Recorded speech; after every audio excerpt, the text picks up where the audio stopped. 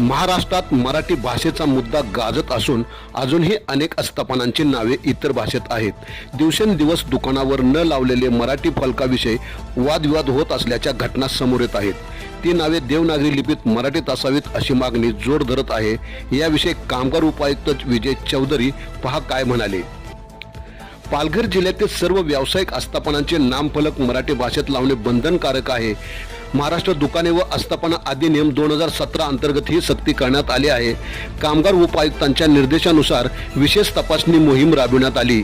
यावेळी 65 आस्थापनांना देवनागरी लिपीतील मराठी नामफलक न लावल्याबद्दल नोटिसा देण्यात आल्या। पालन न करणाऱ्यावर बेकायदेशीर कारवाई होणार असा इशारा प्रशासनाने यावेळी दिला आहे। जिल्ह्यातील सर्व आस्थापनांनी तात्काळ मराठी नामफलक लावावेत असे आवाहन यावेळी करण्यात आले आहे।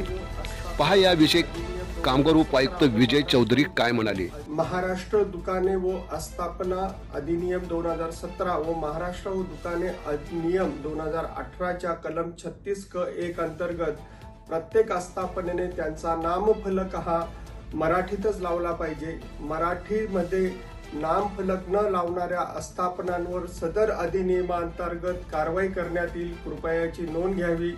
ज्या आस्थापनांनी त्यांचा नामफलक मराठीमध्ये लावलेला नसेल त्या आस्थापनांनी ताबडतोब आपला फलक हा मराठीत लावावा। ज्या आस्थापना सदर अधिनियमाचं उल्लंघन करतील त्यांच्यावर अधिनियमाच्या अंतर्गत कारवाई करण्यात येईल। पालघर जिल्ह्यामध्ये मराठीमध्ये नामफलक न लावणाऱ्या आस्थापनांवरती ह्या कामगार विभागामार्फत नोटिसेस बजावण्यात येत आहे।